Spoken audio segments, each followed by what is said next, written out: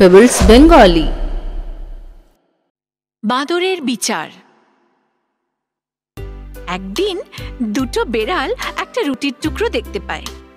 একজন লাফ দিয়ে ওটা তুলে নেয় আর অন্যজন ওটা কেড়ে নেবার চেষ্টা করে। তখন প্রথম বেড়াল বলে ওঠে, এই রুটির টুকরোটা আমার, আমি প্রথমে তুলেছি। অন্য বেড়াল তখন বলে, আমি এটা প্রথমে দেখেছি, তাই এটা আমার। ওরা যখন নিজেদের মধ্যে ঝগড়ায় ব্যস্ত, ঠিক সেই সময় এক বাঁদর ওখান দিয়ে যাচ্ছিল।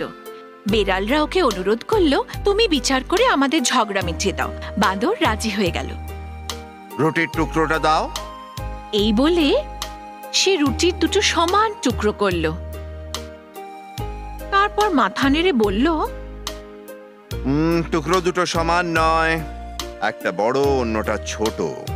এই বলে বড় রুটির টুকরো থেকে সে একটুখানি খেয়ে ফেলল। তাও কিন্তু সমান ভাগ হলো না।